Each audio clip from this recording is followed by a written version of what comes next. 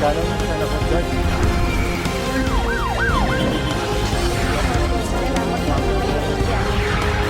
Busog ka sa balita. Dito sa Balitangan.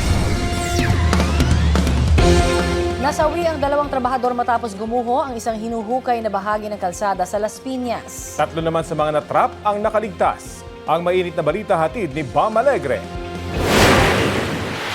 Magdamag na tinutukan ng mga otoridad ang kalyeng ito sa Barangay Pamplona 2 sa Las Piñas. Nakakordon ng lugar at natatakpan ng itim na tela. May mga kawani ng Bureau of Fire Protection, Las Piñas Police at Disaster and Risk Reduction Management Office ng lungsod. Itong backhoe na ito ay ipinasok dito pasado alas 2 na madaling araw, malapit sa hukay kung saan nangyari yung insidente. Magdamag na patuloy yung operasyon dito. Nakikita ninyo sa ating likuran may mga naglalakihang mga equipment at ugong na makinarya. Sa bahaging ito naman makikita rito yung detalye ng proyekto pero ito ay tinakpan ng mga personnel na nandito. Ayon sa Maynilad, nagkaroon ng aksidente sa kanilang project site sa Pamplona Park Subdivision. Batay sa investigasyon ng Las Piñas City Police, biglang nag-collapse ang hinuhukay na bahagi ng kalsada. Bali, pailalim po, almost 18 meters po yung lalim nung kanilang hinukay. When suddenly, nag-collapse po ito and then natrap po ang 5 tao sa ilalim po nung hinuhukay po nila. 3 sa 5 natrap ang nakaligtas. Isa sa kanila ang dinala sa ospital para gamutin. 2 naman ang kinumpirma ng Maynilad at ng pulisya na nasawi. Dumating ang ilang kaanak ng 2 natrap na mga trabahador. Nagpa-unlock sila ng panayam pero humiling din na itago ang kanilang pagkakakilanlan. Kung hindi ko pa inopen yung account ng asawa ko, hindi ko malalaman. Na ibig sabihin, sinasagip na siya sa ilalim, may nangyayari na. Ang tanong ko, nasa ng safety? Nasa ng safety nila kung tutuusin? Oo, sabihin na nating linggo. Pero kung trabaho na ganyan at lalo na company, o lalo na asa ng safety nila? Nakikiramay daw ang Maynilad sa pamilya ng mga nasawi at magbibigay raw ng ayuda.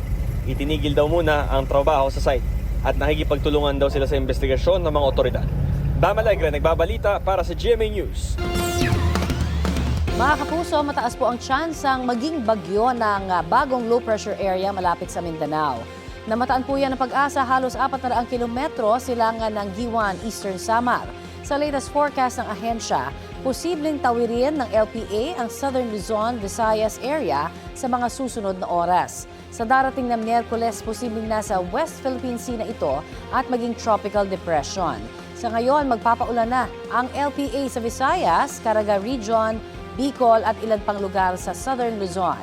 Hanging habagat naman ang makakaapekto sa ilang bahagi ng Mimaropa Region, habang tayo rito po sa Metro Manila at sa nalalabing bahagi ng bansa ay mas makakaasa ng maayos na panahon pero posible pa rin po ang mga local thunderstorm lalo mamayang hapon o gabi.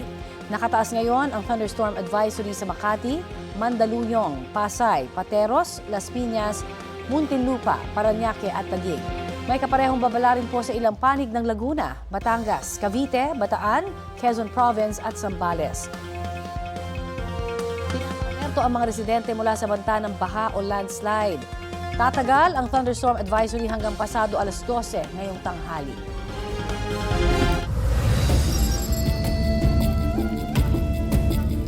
Apat ang patay sa umunang engkwentro sa Arayat, Pampanga. Ayon sa pulisya, rumisponde sila sa ulat na may armadong grupo na nagpapaputok umano ng mga baril. Nang puntahan, sinalubong umano sila ng pamamaril ng grupo kaya gumanti sila. Tinamaan ang 4 na lalaki na idineklarang dead on arrival sa ospital. Ayon sa pulisya, 5 sari-saring baril at 1 granada ang na-recover nila sa pinangyarihan ng umano'y engkwentro. Sa panayam ng GMA News sa anak ng isa sa mga nasawi, pinabulaanan niyang nagpaputok ng baril ang kanyang ama, tiyuhin at 2 kaibigan. Kumakain lamang umano ang 4 ng puntahan ng pulisya. Tumangging magkomento riyan ng Arayat Police. Sa San Manuel, Pangasinan, sugatan ng 3 magkakaanak, kabilang ang isang minor de edad sa pananaksak ng isa pa nilang kaanak. Ayon sa pulisya, nagtalo ang suspect at isa sa mga biktima na parehong nakainom ng alak. Bigla umanong bumunot ng patalim ang suspect at inundayan ang biktima. Nang umawat ang 2 panilang kaanak, nasaksak din sila ng suspect. Nagpapagaling pa ang mga biktima sa ospital habang nasa kustodiya ng San Manuel Police ang suspect. Wala siyang pahayag. Suspendido ang klase sa isang paaralan sa Batangas City dahil sa natanggap nitong banta ng pamamaril. Ayon sa Batangas Component City Police Station, sa social media page ng paaralan idinaan ang pagbabanta ng isang dummy account.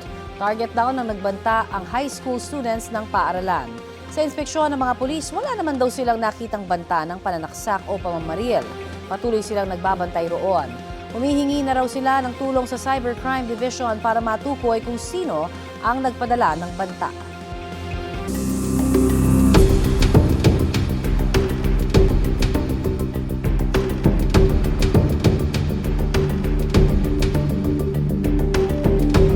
Kukonsultahin daw ng impeachment court ang House Prosecution Panel at defense team ni Vice President Sara Duterte para mapaikli pa ang impeachment trial. Sa ngayon kasi, posibleng umabot daw ang paglilitis ng 7 hanggang 8 buwan. Ayon kay Senate President Win Gatchalian. Balitang hatid ni Von Aquino. Wala nang atrasa ng impeachment trial ni Vice President Sara Duterte sa susunod na Lunes, July 6. Sabi ni Senate President Sherwin Gatchalian, maglalabas sila ng pre-trial order kaugnay sa pre-trial conference. Magsasagawa sila ng dry run ng paglilitis at ng latag ng seguridad. Naghahanda rin siya sakaling siya ang maging presiding officer. Mga 4 na articles at pinag-aaralan natin yung mga isinumite ng prosecution. Of course, pinag-aaralan din natin yung procedures. Ilan araw ko na pinapanood rin yung corona trial noong 2012. Pero gaano kaya katagal nila inaasahan ang impeachment trial? Sa tansya namin, mga 7 to 8 months ang impeachment trial. No? So, kung mag-uumpisa tayo ng July, baka next February na tayo matatapos. Ayon kay Gatchalian, sasagasa rin kasi sa trial ang pagtalakay sa 2027 national budget. Kukonsultahin nila ang prosecution at defense team kung paano mapaiikli ang trial. Kung meron pang mga, let's say, mga testigo na pwedeng gawin sa isang araw o paiksiyan na lang yung bilang ng testigo, hingi kami ng konsultasyon sa pagitan ng prosecution at ng defense. Sinusubukan pa ng GMA News na makuha ang panig ng depensa kaugnay sa pahayag ni Gatchalian. Nauna nang sinabi ni Attorney Michael Powa na humiling sila ng at least 30 trial days, pero naniniwala rin siyang masyadong maiksi ang 3 buwan para sa paglilitis. Ayon sa House Prosecution Panel, maaari pang mabawasan ng 62 days na hiniling nila sa impeachment court para makapagpresenta ng ebidensya. Kasi ito po binase po namin sa number ng witnesses na meron po kami. Pero may pagkakataon po kasi na halimbawa isang araw, 2 o 3 testigo ang maipipresenta namin. So mapabawasan din po yan. Pwede rin anyang mapaikli pa ang proseso kung iwe-waive nila ang pagpresent ng mga ebidensya sa iba pang articles of impeachment. Patuloy daw na naghahanda ang House prosecutors anuman ang trial schedule na ilabas ng impeachment court. The House prosecution team will not only abide by the ruling of the court but will also be ready with the presentation of the evidence that would commensurate the number of days, trial days, which the court will decide on. Paano rin kung sa kasagsagan ng paglilitis, dumalo si Senador Jinggoy Estrada na binubuno ngayon ang 90-day preventive suspension dahil sa kasong plunder at graft. At si Senador Bato de la Rosa na hindi na nagpakita sa publiko mula nang umalis sa Senado noong May 14 at hindi nakapanumpa sa pag-convene ng impeachment court noong May 18. Yung mga ganyan ay titignan na lang natin kung mangyayari yun o hindi. Von Aquino nagbabalita para sa GMA News. Lagi kayo nakakabala rin. Ngayon lang ako pumarada dito. Ay, siguro yung dati kasama mo. Malis ka na! O di alis, sir. Wala namang problema. Pero bakit, sir? Bakit, sir, may dala kayong May baril? init ang ulo ko doon. General ako, ha? Nagkaalitan ang 2 lalaking yan dahil sa pag-park umano ng motorista sa harap ng bahay ng isang nagpakilalang general sa Mandaluyong. Ang lalaking may bitbit na baril, kinwelyuhan at sinakta ng motorista. Umalis kalauna ng driver. Ayon sa Mandaluyong City Police Station, iniimbestigahan na nila ang pagkakakilanlan ng 2 lalaki. Nire-review na rin daw nila ang video at inaalam kung legal o may lisensya ba ang ginamit na baril sa insidente. Hulikam din sa Rodriguez Rizal ang pagtangay sa isang nakaparadang motorsiklo. Tinutugis pa ang 2 suspect. Balitang hatid ni EJ Gomez. Nakuha ang CCTV na yan sa Eastwood Drive, Barangay San Isidro Rodriguez, Rizal, pasado alas 8 kagabi. Isang motorsiklo ang lumabas mula sa mga nakaparadang motor sa gilid ng kalsada. Kasunod nito ang isa pang motorsiklo na tila itinutulak. Ang itinutulak na motor, ninakaw pala. Pagmamay-ari ito ng 24 anyos na si Armando. Kumain lang daw sila sa isang restaurant nang mangyari ang insidente. Nakita ko na lang, wala na yung motor ko. As in, paglabas ko ng kainan. Sa isang private residence daw siya nakakuha ng CCTV kung saan nakita ang pagtangay sa kanyang motorsiklo ng dalawang naka-helmet. Nung nakakuha sila ng tiyempo, walang nakatingin sa kanila. Tsaka yun na, bigla na lang sinakayin yung motor ko kahit nakalak. Ang gagaling nga nila kasi, yun kinalikot mismo nila, talagang nagulat ako kasi nakalak. Imposible mapaandar yun eh. Umandar pa po, tapos yun nga, namatay yung motor. And then siguro sa nung kumuha ng motor, tinulak muna yung motor. Sa kuha ng mga CCTV sa ilang kalsada ng Barangay San Isidro, nakita ang mga tumangay sa motor.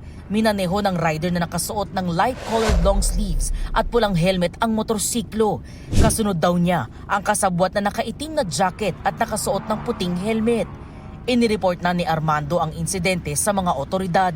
Sa mga nagnakaw, sumuko po sila na panagutan nila yung ginawa nilang pagnanakaw. Patuloy ang backtracking ng pulisya para matunton ang mga tumangay sa motorsiklo. Posible silang maharap sa reklamong theft at paglabag sa New Anti-Kidnapping Act of 2016. EJ Gomez, nagbabalita para sa GMA News. Nagsimula ng ayusin ang San Jose National High School sa Tacloban City kung saan nangyari ang pamamaril ng dalawang estudyante noong June 22. Kabilang sa inaayos ang bakod ng paaralan na tataasan na ayon sa City Engineering Office. Pipinturahan din daw ang mga silid-aralan at gusali at magdaragdag ng CCTV camera sa eskwelahan. Bahagi raw ito ng kanilang paghahanda para makabalik na ang face-to-face classes doon. Nagpahayag naman ang ilang magulang na gusto nilang ilipat ng paaralan ang kanilang mga anak kasunod ng insidente, ayon sa DepEd Tacloban City Division. Karapatan daw ito ng mga magulang pero tiniyak nilang ligtas na ang paaralan. Nananawagan naman ang mga magulang ni Ayes and Nicole Dazo, isa sa mga nasawi sa pamamaril, na dapat makulong ang 14 na taong gulang na isa sa dalawang estudyanteng namaril. Hindi raw kasi katanggap-tanggap ang kanyang ginawa. Tiniyak naman ng Department of Social Welfare and Development na may hawak ngayon sa minor de edad na hindi sila nagbibigay ng special treatment sa dalawang estudyanteng namaril. Monday latest!